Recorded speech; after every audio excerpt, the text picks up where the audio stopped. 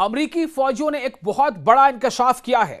جی ہاں, ایک بہت بڑا انکشاف. اور یہ انکشاف کس کا نام لے کر کیا گیا ہے؟ جو امریکہ کے جو ڈیفنس کے سیکرٹری ہیں پیٹ ہیگسیتھ, ان کے نام کے ساتھ کیا گیا ہے. ایران کے حوالے سے کیا گیا ہے. یہ خبر آپ کو چونکا دے گی. دوستو, میں ہوں آپ کا میزبان وصال اعظم. آپ دیکھ رہے ہیں نیوز 18 کا سوشل میڈیا پلیٹ فارم. امریکی فوجیوں نے انکشاف کیا ہے کہ وزیر جنگ یعنی جو وار سیکرٹری ہیں پیٹ ہیگسیتھ امریکہ کے, انہیں ایرانی ڈرون سے بغیر تحفظ کے چھوڑ دیا.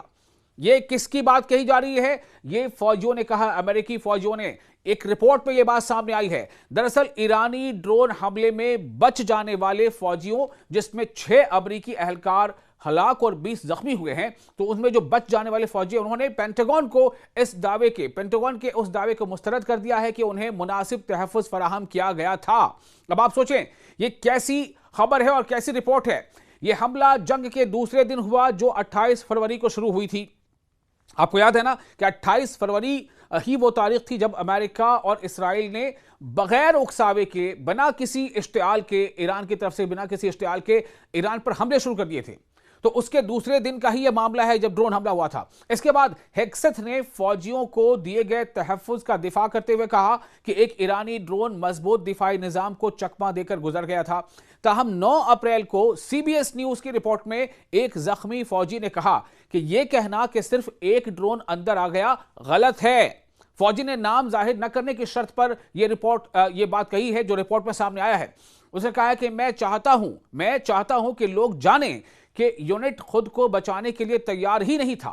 اب آپ سوچیں, یہ امریکی فوجی کہہ رہا ہے, امریکی فوجی کی طرف سے یہ بات سامنے آ رہی ہے کہ میں چاہتا ہوں کہ لوگ جانیں کہ یونٹ خود کو تیار کرنے کے لیے یعنی خود کو بچانے کے لیے تیار ہی نہیں تھا. یہ کوئی مضبوط دفاعی پوزیشن نہیں تھی. CBS نیوز نے عینی شاہدین کے بیانات, تصاویر اور ویڈیوز جمع کی ہیں جن سے ظاہر ہوتا ہے کہ کویت کی ایک بندرگاہ پر واقع فوجی اڈا اس دن صرف معمولی حد تک محفوظ تھا. جب امریکی فوجی ایران کے خلاف جنگ کی حمایت میں مغربی ایشیا میں ساز و سامان, اسلحہ اور اہلکاروں کے نقل و حرکت کو منظم کر رہے تھے, اسی دوران ایک ڈرون نے اڈے کو براہ راست نشانہ بنایا. ایک فوجی کے مطابق اچانک سب کچھ ہلنے لگا. انہوں نے مزید بتایا کہ یہ بالکل فلموں جیسا منظر تھا.